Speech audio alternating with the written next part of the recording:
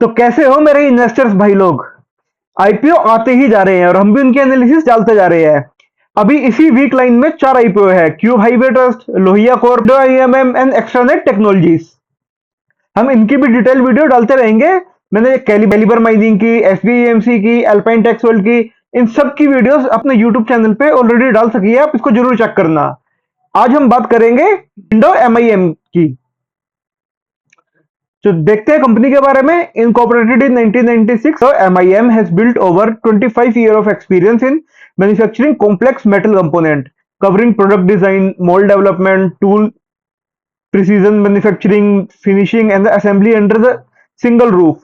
Beyond core MIM technologies, the company has diversified into investment casting, precision machining, ceramic injection molding, and the metal 3D printing, enabling it to serve customers with the demand engineering requirement across a wide range of industries.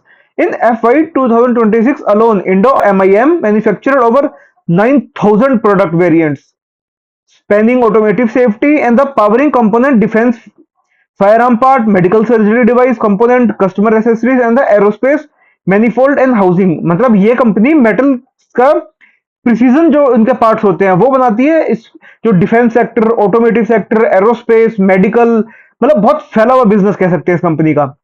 The company operate 15 manufacturing facilities across India, the United states, the United kingdom and the Mexico. मतलब company का international expansion भी है, giving it's one of the largest installed MIM production capacity in the world. मतलब global leaders में से भी एक है। Its global reach is supported by sales office in China, Germany, and the United States, along with the sales representative across the Czech Republic, France, Italy, Japan, South Korea, Israel, Poland, and the Turkey। भाई मतलब पूरी दुनिया में ही फैली हुई है ये company. तो टोटल 3,811 करोड़ का आईपीओ है। प्राइस बैंड इसका 461 से 485 रुपए रहेगा। हम आईपीओ की बेसिक डिटेल देख लेते हैं। आईपीओ ओपन होगा 23 जुलाई को। लिस्टिंग डेट है इसकी 30 जुलाई। Face value ₹1। प्राइस बैंड रहेगा 461 से 485 रुपीज। जैसा कि मैं हर वीडियो में बताता हूं कि हमें अपर प्राइस बैंड जो कि कट ऑफ प्राइस है, मतलब 485 पे ही अप्लाई करना है, ना तो 485.1, ना 486, ना 484। एक लॉट साइज है 30 शेयर्स का। मिनिमम इन्वेस्टमेंट हमारी 14,550 रुपीज की रहने वाली है। कट ऑफ प्राइस 485, जो मैं कह रहा हूं हमें इसी पे ही अप्लाई करना है। अलॉटमेंट इसकी 28 जुलाई को आएगी और आईपीओ क्लोज होगा 27 जुलाई को। 3,811 करोड़ का आईपीओ है, जिसमें सिर्फ 13% ही फ्रेश इश्यू है और बाकी सारा 87% ओएफएस, मतलब प्रमोटर्स अपना माल लेके निकल लेंगे। Retail quota 35%, QIB 50% and NII category 15%। 0.25% employees के लिए कोटा भी है। अब कंपनी का ऑब्जेक्टिव देखते हैं, कंपनी पैसा किस लिए उठा रही है। Repayment and prepayment in the full और पार्ट ऑफ द, मतलब अपना लोन चुकाने के लिए कितना, 400 crore. And the journal corporate purpose 4,000 crore में से सिर्फ 400 करोड़ इन्होंने वो दिए है। चलो कोई नहीं, इस देख लेते हैं। आरओई मार्च 2025 में 19% और 2026 में बढ़ के 21%। आरओसी 23% से बढ़ के 26%। डेट टू इक्विटी 0.57 से 0.39, ऑलरेडी कम हुआ है। 400 करोड़ इसमें और कम करने वाले हैं। रिटर्न ऑन नेटवर्थ 19% से 21%। पैट मार्जिन 12% का ऑलमोस्ट सेम ही रहा। एबिडा 28 का 25, ये डिक्लाइन हुआ। प्राइस टू बुक वैल्यू 10 का, ये थोड़ा एक्सपेंसिव लग रहा है। ईपीएस देखो तो पहले 11 का था, अब 10 का हो जाएगा। पी 44 से 45 के आसपास का रहेगा। पी भी इसका थोड़ा सा ज्यादा लग रहा है।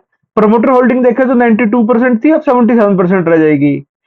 सेबी के रूल के अकॉर्डिंग जब भी एक कंपनी अपना आईपीओ लाती है तो उसको उसकी प्रमोटर होल्डिंग 75% या उससे कम होनी चाहिए, मतलब आगे भी कंपनी और डाइल्यूट करेगी। अब कंपनी का फाइनेंशियल टेबल की बात कर लेते हैं। FY 24, 25 से 26 की टोटल इनकम 2,870 करोड़ से 3,300 करोड़, अच्छा जंप आया। देन 4,100, लगभग 4,200 करोड़, 1,000 करोड़ का और बड़ा है।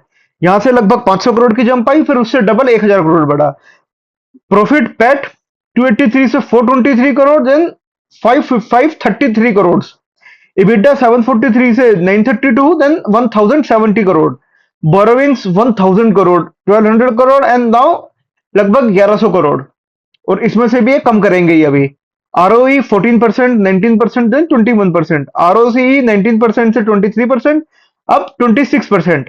डेट टू इक्विटी जो कि एक अच्छा चीज है, पहले बड़ी अब कम हुई। एसेट्स देखा जाए कंपनी के तो 37,000 के 3,700 करोड़ के थे, देन 4,100 एंड 4,800, लगभग 5,000 करोड़ का। फाइनेंशियल कंपनी के अच्छे लग रहे हैं, थोड़े स्ट्रॉन्ग ही लग रहे हैं मुझे तो, बट देखते हैं आगे चल के भी इसका कैसा रहेगा। ये हम ग्राफ में भी देख सकते हैं, total income 25% Y O Y, net profit लगभग 26%, एसेट का ग्राफ भी बढ़ता ही जा रहा है 18% के आसपास, EBITDA भी हमारा बड़ा है और बोरोइंग कुछ कम हुई है। ये कुछ केपीआईज जो हम ऑलरेडी देख चुके हैं। एंड जीएमपी देख के तो 42.3% चल रही है।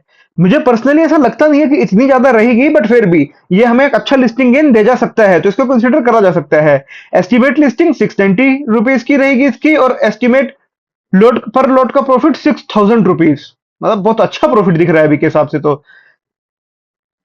अभी आईपीओ ओपन हुआ नहीं है, जैसे ही ओपन होएगा तो इसकी सब्सक्रिप्शन वगैरह क्या है वो मैं वीडियो डाल दूंगा, और इसकी लाइव जीएमपी और सब्सक्रिप्शन जैसे भी रहेगा मैं अपने टेलीग्राम चैनल पे डालता रहता हूँ। टेलीग्राम चैनल का लिंक आपको मेरे डिस्क्रिप्शन पे मिल जाएगा, और मैं पिन कमेंट में भी डाल दूंगा, उसको जरूर चेक कर लेना। वहां पे मैं कई बार ऑप्शन ट्रेड भी फ्री में देता हूँ, कुछ मोमेंटम स्टॉक्स, कोई सा स्टॉक मुझे अच्छा लगा या कोई मार्केट की न्यूज रही, अभी क्वार्टरली रिजल्ट का सीजन चल रहा है तो मैं वहां उसकी क्वार्टरली रिजल्ट की अपडेट्स भी देता रहता हूँ।